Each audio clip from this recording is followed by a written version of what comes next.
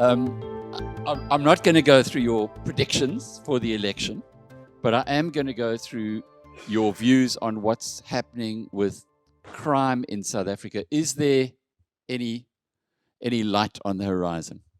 Yeah, it's a sad. Is it switched on? It is on. It's a sad state of affairs, Alec. We have a situation now where the police are unable to investigate the number of dockets that are being opened. So they have to take a decision as to which ones they're going to investigate. And there's no intelligence being applied in making that decision. So a docket which would be easy to prosecute is left lying on the side. And a docket which is going to be hard to prosecute and hard to investigate is worked on. And that is a problem because the criminals are getting away with crime. The clear-up rate on murder now is less than 7%, which means if I kill 12 people, I better stop because on the 13th person, I might get caught. And that is a problem. It means people are able to commit murder at a rate of knots without being caught. And the same applies to other contact crimes like robbery and rape and crimes like that. But the biggest crimes now taking place in South Africa in terms of rand value is fraud, white-collar crime. We're now covering crime. You're going to be shocked. We have done cases in the last 18 months involving white-collar crime where the profile of the criminal is white Afrikaans, male or female. Now, that's unbelievable. I've got two ladies, two sisters, who swiped 137 million from their employer over a period of 9 years because the employer had two sisters. You know, we talk about segregation of duties. Well, if you have segregation of duties to prevent fraud, you should also segregate family members, because when you have two sisters on either side of the segregated duties, it's cheers, they clean them out, 137 million. I had another case involving a guy, white Afrikaans male, who stole 35 million over a period of 10 years. And him and his family lived like kings and nobody picked it up. And the reason they didn't pick it up, because of the lack of segregation. That same guy was the IT general manager and he was an accounts manager for a large part of their portfolio. So he was able to clean his track as he went along. So I'm afraid crime in South Africa at the moment, it's not looking good. We had an interesting issue not long ago that there was a very famous rugby player, Hannes Strydom, that called you in. I mean, this is really a well worth repeated story. Hannes Strydom was a member of the 95 Rugby World Cup team. Tell us the story. He played in that final. He was in the 95 team. And he came to us because somebody had been stealing from him. And we were able to identify the staff members in question that had been stealing from him.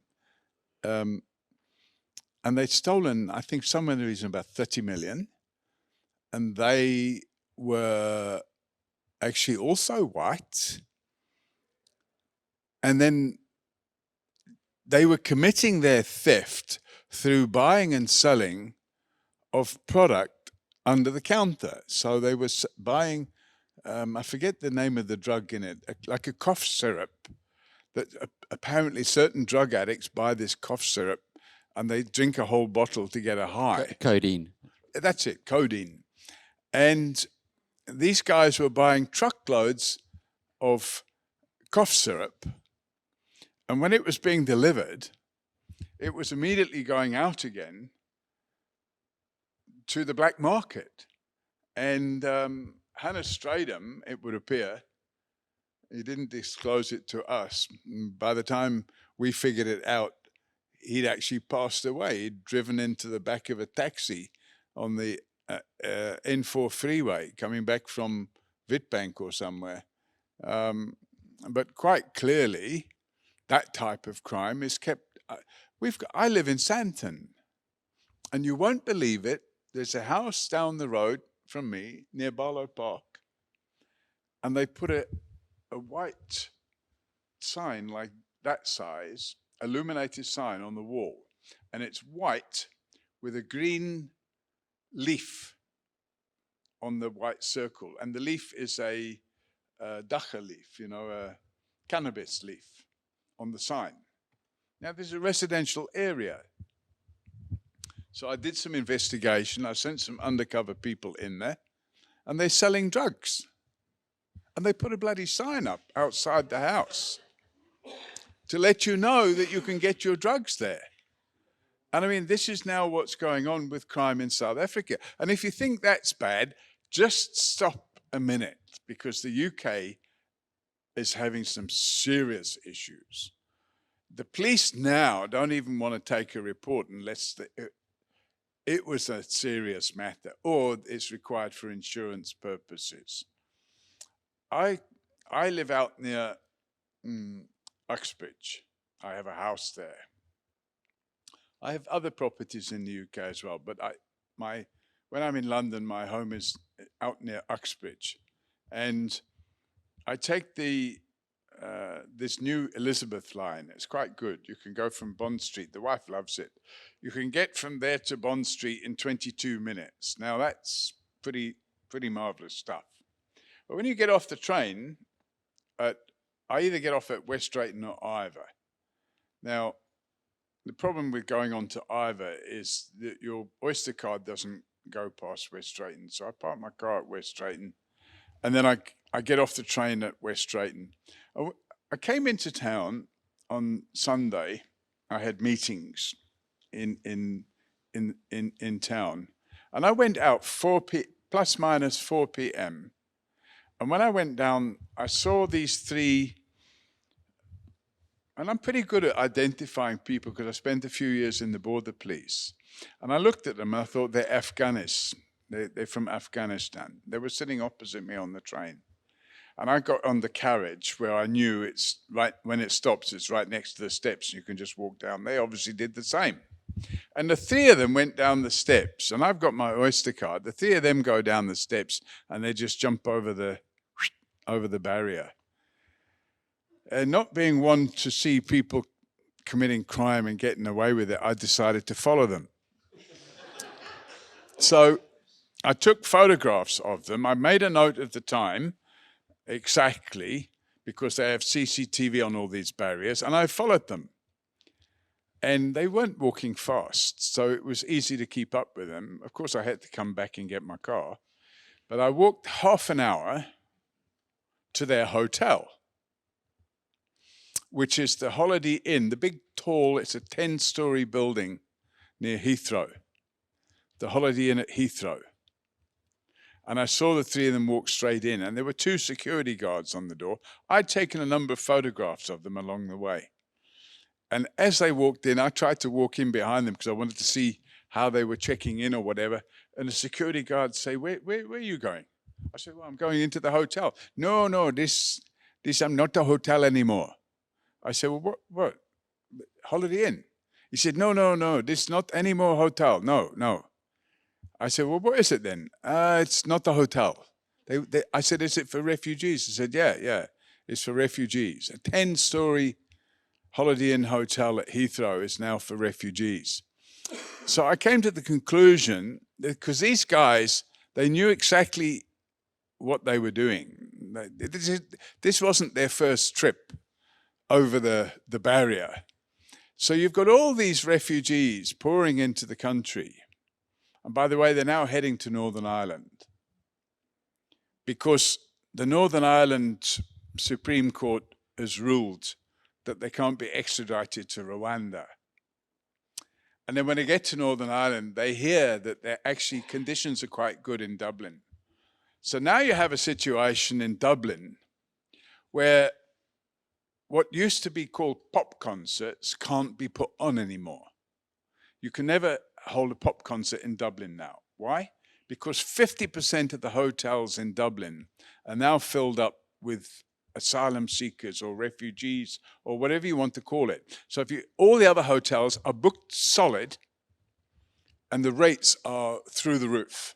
So nobody can put in a pop concert in Dublin anymore. So things aren't as great as they might look at first hand in the UK, I want to tell you. And you'll see them sleeping on the streets everywhere. Yeah, the world has got some serious challenges. A couple of questions for you, Paul. From Wendy, she wants to know, how are you alerted to crimes, and particularly white-collar crime? Does it come from whistleblowers? Well, so it depends. On the charity side, which is Forensics for Justice, we have a hotline. It's 0800 118 118. And people often phone in and they give us a tip-off. Of course, you can't act on every single tip-off. You have to validate it first.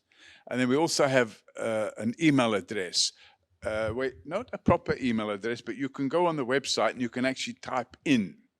And you don't have to leave a telephone number, and you don't have to leave your email address. The problem is, sometimes people, we have a box for you to fill in if you want to fill it in, but sometimes people leave leads, which when you look at it, you can't do anything with it. It's absolutely useless. It'll say something like, I know of a guy that works at the city council in Johannesburg who's stealing money every week, or something like that, you know? And I mean, no number, no email address, there's not enough detail to follow up. So a lot of the leads we get, you can't follow up. But we get some cracking leads. I mean, that Transnet thing, we got on a lead. So it was a worker that worked for CMC de Ravenna that actually gave us that lead. And we met with him and he gave us all the information. And that was like 4 point something billion rand corruptly awarded tender. So we were able to stop that one. So we've had some really good leads, yeah. On the subject of foreign conspired fraud, what did you discover investigating John Stratton? That was on the Kebble fraud. John that South Stratton. Africa must improve to prevent the relative ease of the likes of Gupta's, Tannenbaum, etc. So John Stratton, God bless his cotton socks, they used to call him the turtle because he was a very skinny, scrawny individual. And his shirt sizes his collar sizes were about 3 sizes too big. So he had this little neck sticking out of a collar. So they used to call him the turtle. John Stratton was the puppet master for Brett Kebble. And what John Stratton did was he stole, I think, about $360 million from JCI. He collapsed JCI. Well, it's up and running again now. I think it's uncollapsible because of the base assets they have. Investec came off. They lost a lot of money. A lot of companies lost. Alan Gray Investments lost a lot of money. So it was mostly shareholder collapse that took place. The share value was gone. But John Stratton arranged for the murder of Brett Kebble. And there's no such thing as assisted suicide. You've got to look at the legislation. Shooting a guy through the head because he said he wants to die. Every psychiatrist should keep a gun in the drawer. You feel what? No. You know, that's you taken care of. Next customer, please. You know, at the end of the day, he was murdered. And he was murdered because Stratton wanted him murdered. And the reason Stratton wanted him murdered was because he swiped $360 million. And that money went to Australia. I had him prosecuted in Australia because he couldn't be extradited. You know, under Australian law, there was a Supreme Court of Appeal judgment, must be 20 years ago now, that found that living or sleeping or eating in a South African jail was contrary to your human rights, and therefore people that have to go to prison won't be extradited from Australia. We still extradite people to Australia.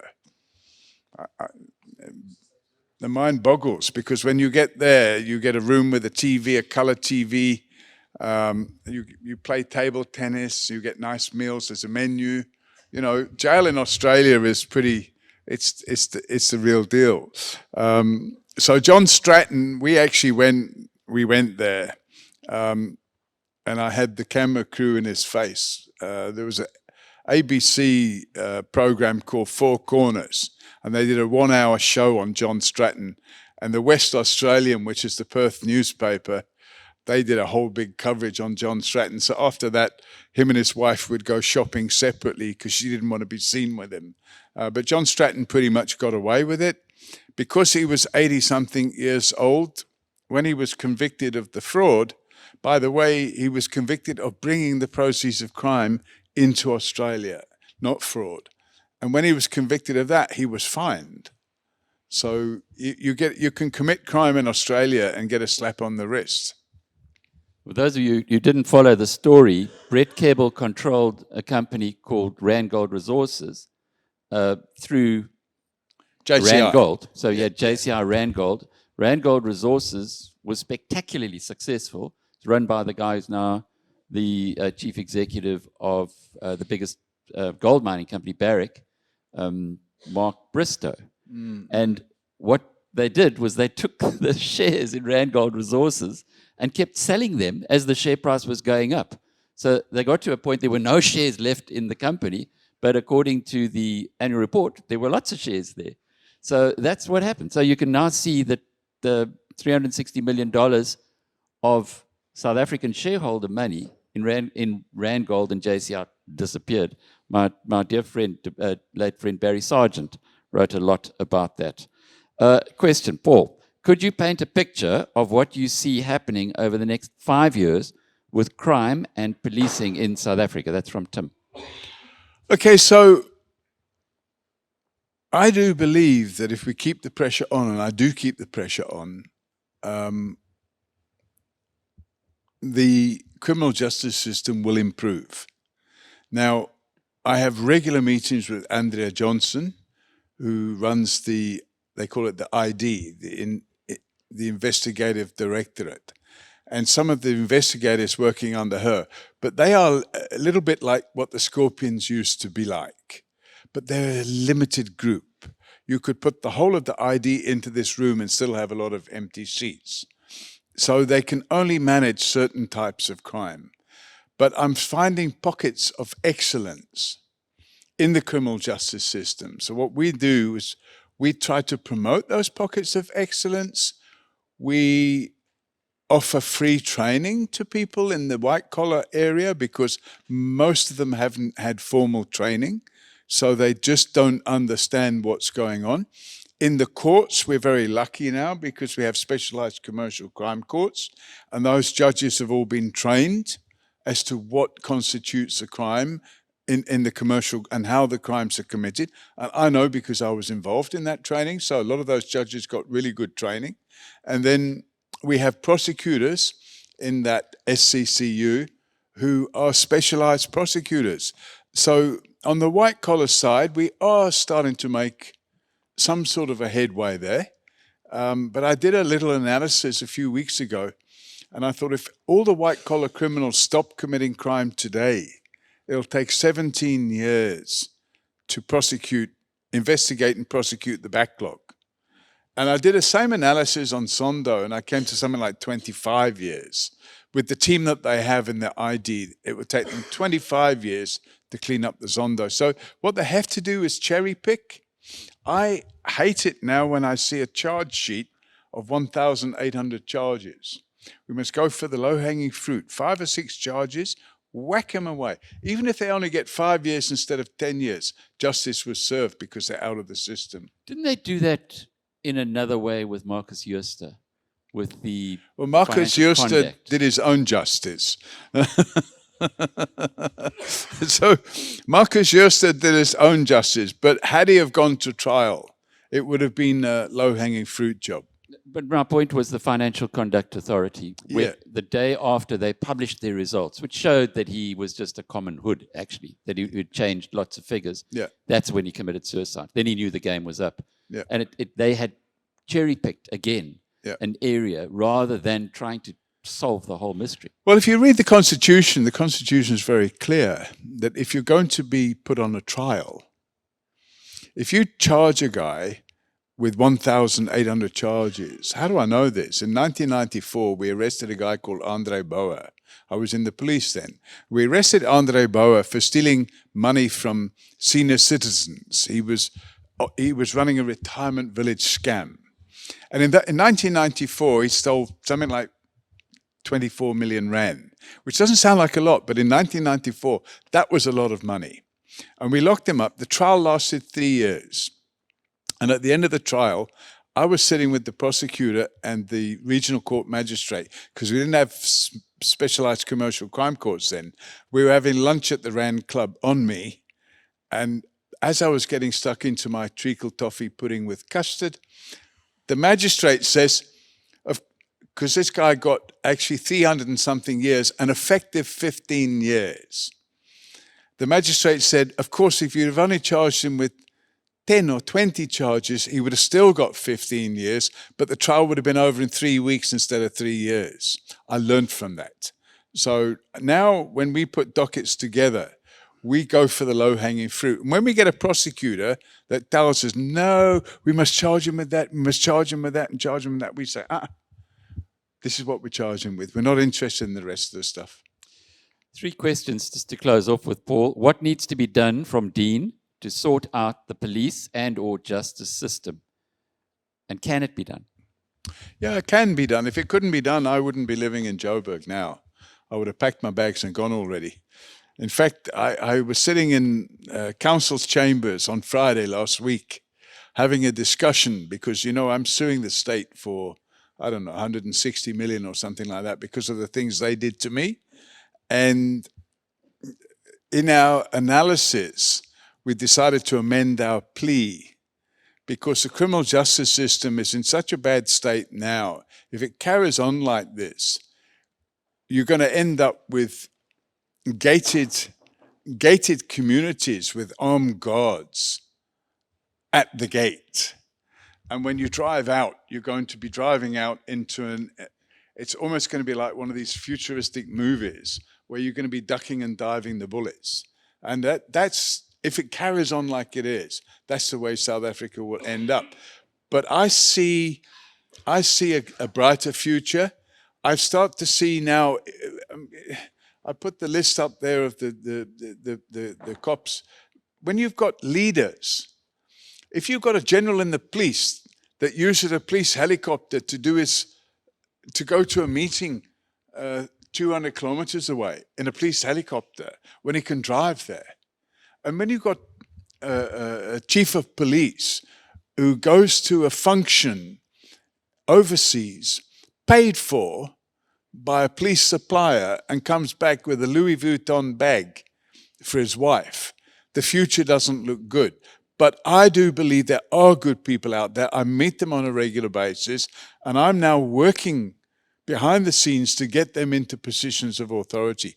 And the proof of that is Shadrach Sabia. I got him back into the police, and he's now Deputy National Commissioner of Police.